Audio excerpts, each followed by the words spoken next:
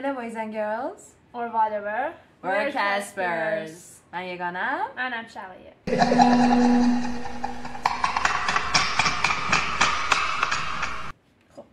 خوبه. امروز قراره در مورد یک کتاب حرف بزنیم که واقعا یه چیزی فراتر از یه رمان عاشقانه است. اسمش هم هست It Ends With Us و نویسندش هم کولین هوور هستش. اگه تا حالا عاشق شدین یا حتی فقط یک بار قلبتون شکسته شده، این کتاب میتونه یه جورایی باهاتون حرف بزنه، ولی حواستون باشه چون ممکنه اشکتون رو هم در بیاره. داستان درباره لیلیه، یه دختر مستقل با هوش و پر از امید، اما یه گذشته سخت و خشونتباری رو با پدرش تجربه کرده و حالا توی بوستون یک زندگی جدیدی رو شروع کرده و یه گل فروشی راه انداخته. با رایل آشنا میشه، یه جراح مغز و اعصاب موفق و بسیار خوش‌تیپه. رابطه‌شون هم اولش خیلی خوبه ولی بعداً یه سری رفتارهای عجیب غریب از رایل میبینه که اونو یاد پدرش میندازه. و درست وقتی که داره با خودش کلنجار میره، اطلس عشق دوران نوجوانیشو میبینه و حالا باید بین عشق، خاطرات و آینده که میخواد یک تصمیم خیلی سخت رو بگیره. این از اون جلسه من عاشقشم. مثلث عشقی خیلی دوست دارم. دو نفر به خاطر خودشون رو بکشن. به خاطر من الان. اوکی. یه چیز جالبی که راجع به این کتاب وجود داره اینه که ازش یه فیلم هم ساختن که سال 2024 اومده بیرون. بازیگر نقش لیلی رو بلیک لایولی داره بازی میکنه و جاستین بالدوین نقش رایل رو داره. فیلمش خیلی خوبه ولی راستش رو بخوام اون حس و حال کتابو بهمون نمیده. مخصوصا نوشته‌های لیلی یا دفتر خاطراتش و نامه‌هایی که واسه اساس نوشته، اونا رو فقط توی کتاب میتونین پیدا کنین. اگه فیلمو دیدین و خوشتون اومده، حتما کتاب رو هم بخونید چون یه لایه دیگه از احساسات و جزئیات رو بهتون میده. خب حالا سوال اصلی اینه، بخونیمش یا نه؟ من که میگم 100% بخونید، چون این کتاب فقط یه داستان عاشقانه نیست بلکه یه تلنگر و یادآوری واسه قوی بودن، نگفتن و شکستن یه چرخه خطرناک. اگه دنبال یه کتابی هستید که هم عاشقانه باشه، هم اجتماعی، هم یکم اشک درار، هم پر از امید، این همونه. و مهمتر از همه این کتاب بهت نشون میده که عشق همیشه کافی نیستش. گاهی باید انتخابایی کرد که سختن ولی لازمن. مناسب واسه چه کساییه؟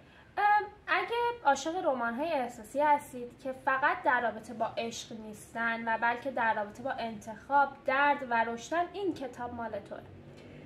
اگه طرفدار سبک بوک تاک هستی یا دنبال کتاب میگردی که بعدش تو چند روز ذهنتو درگیر کنه، let's go.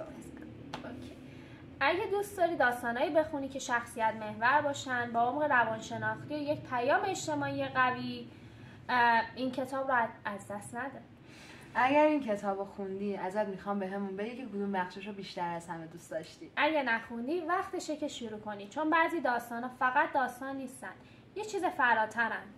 The beginning is the end and the end is the beginning. با کدوم جمله از کتاب ارتباط بیشتر برقرار کردی؟ یه جمله هست تو کتاب که نشون دهنده احساسات انسانی پیچیده است. درد، عشق، بخشش و تصمیم گیری همیشه سیاه و سفید نیستن و ممکنه پیچیده تر از این حرفا باشن. این دقیقاً همون بخشی از کتابی که لیلی داره با خودش کلنجار میره و با گذشته‌اش میجنگه. از رو براتون میخونم. Just because someone hurts you doesn't mean you can't love them. It's not that simple. I really love that. تو چی فکر میکنی؟ کدوم بخش از کتاب بیشتر دوست داشتی؟ این که یک جمله‌ایه که خب به نظرم توی هر شرایطی صدق میکنه. این که میگه there is no such a thing as a bad people. We are all just people who sometimes do bad things. دوستان روی تیشرت اینو بنویسم. پرینتبله. اینو پرینت کنید بذارید همه جا. اینو سرلوحه زندگیتون قرار بدید. و یه چیز مهمه دیگه، اگر توی رابطه‌ای هستی که آزارت میده یا کسی رو میشناسی که داره خشونتی رو تجربه میکنه، چه فیزیکی چه روانی و چه عاطفی، بدون که تنها نیستی. بدون که سکوت هیچ وقت نشونه ضعف نیست، ولی حرف زدن میتونه شروع یه رهایی باشه. تو لیاقت عشق بی خطر، احترام و آرامش رو داری. و همونطور که لیلی توی داستان تصمیم سختی گرفت، تو هم میتونی چرخه رو بشکنی. در واقع It Ends With Us فقط یه اسم نیست، بلکه یه پیام قدرتمند برای همه اونایی که دارن با درد میجنگن. اگه نیاز به کمک داری، با یه آدم قابل اعتماد حرف بزن. یه دوست، یه مشاور، یه فردی از خانواده. تو مهمی، صدات ارزش داره و آیندت میتونه امن‌تر و روشن‌تر بشه. See you next time. تموم شد. خیلی تاثیرگذار.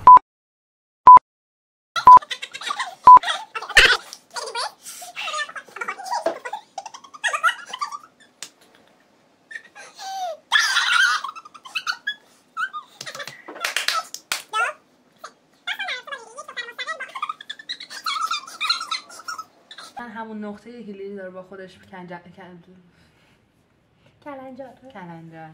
نشون دهنده انسانات. یه جمله از کتاب هستش که نشون دهنده احساسات انسانی خیلی پیچیده